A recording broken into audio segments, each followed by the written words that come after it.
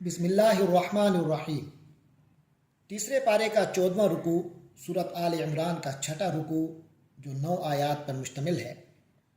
اعوذ باللہ من الشیطان الرجیم، بسم اللہ الرحمن الرحیم۔ اذ قال اللہ یا عیسیٰ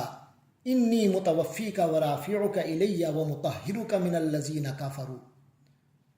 اذ قال اللہ، جب اللہ تبارک و تعالی نے فرمایا، یا عیسیٰ، اے عیسیٰ، انی متوفیکا، بے شک میں تمہیں محفوظ کرنے والا ہوں، میں تمہیں پورا کا پورا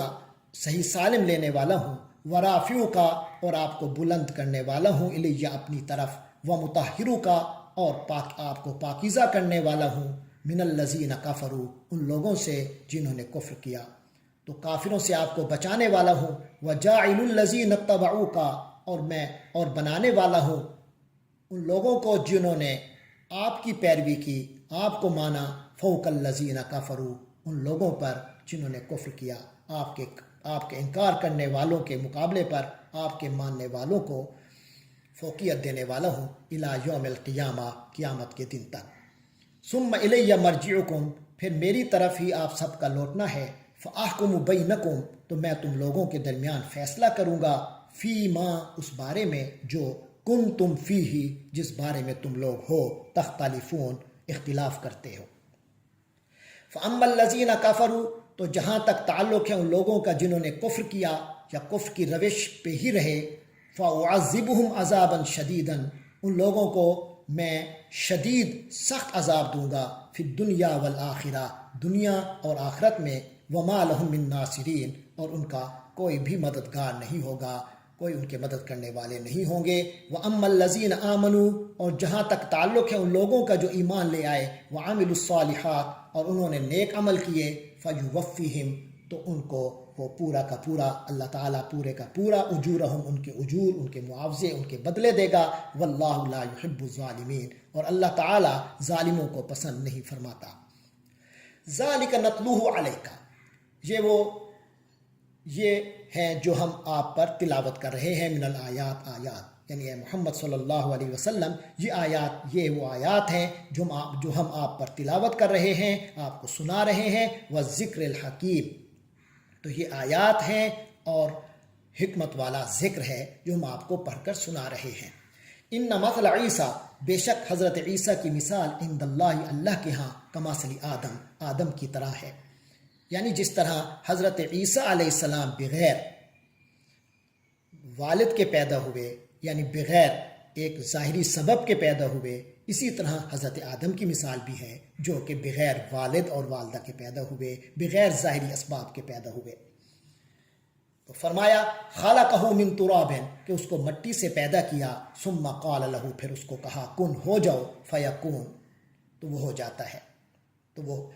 الحق من ربک، حق ہے، یہ سب کچھ حق ہے، من ربک، آپ کے رب کی طرف سے، فلا تکن من الممترین، لہٰذا اس میں شک کرنے والوں میں سے مت بنو۔ فمن حاجک فیہ،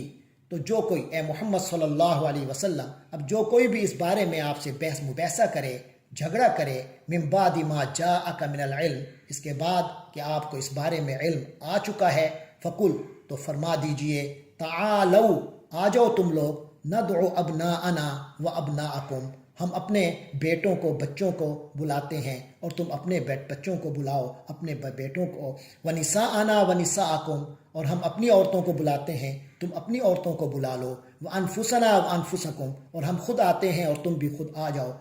اپنے لوگوں کو بلا لو، ہم اپنے لوگوں کو بلا لیتے ہیں، ثم نبتہل، پھر ہم خوب گر گراتے ہیں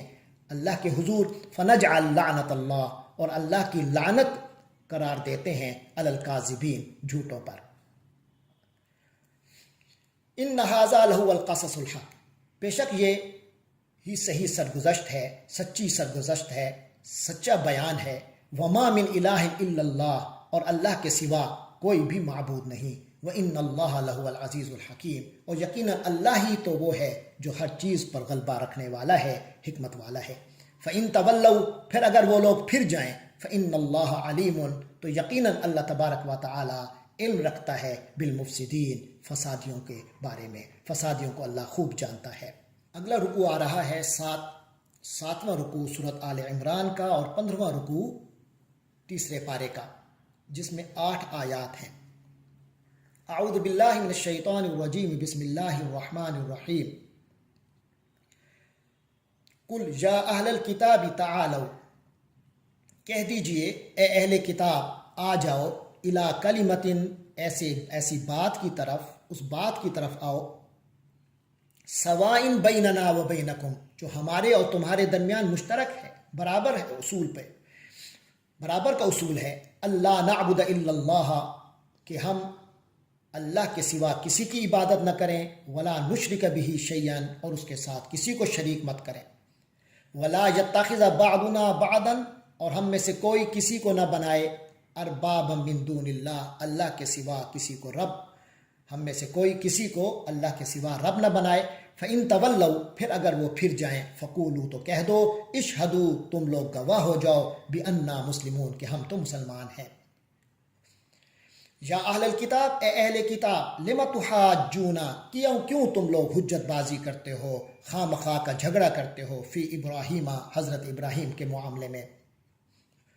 وما انزلت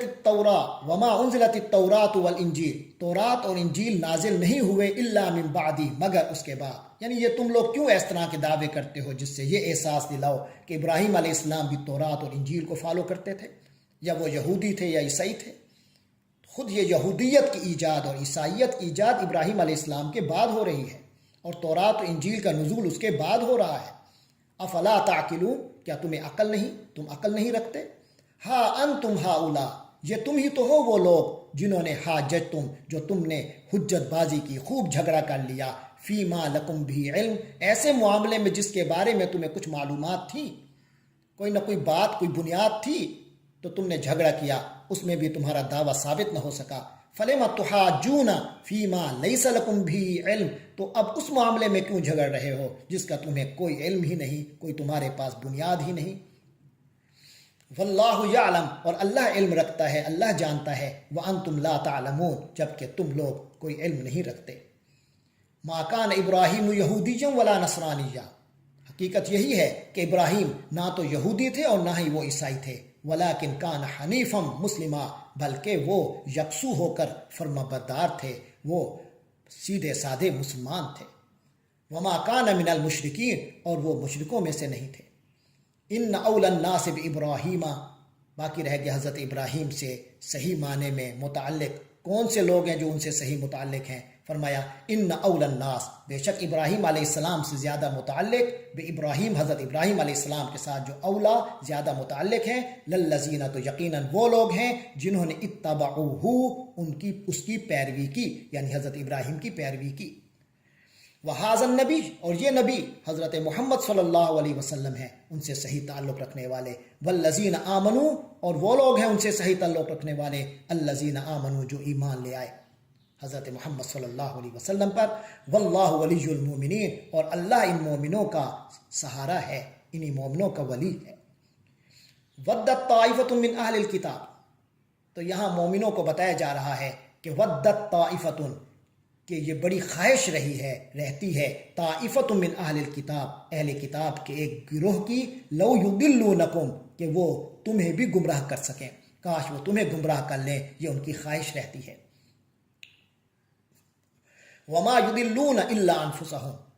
لیکن وہ لوگ گمراہ نہیں کر سکتے سوائے اپنے آپ کے، وما یشعرون، اور وہ اس کا شعور نہیں رکھتے۔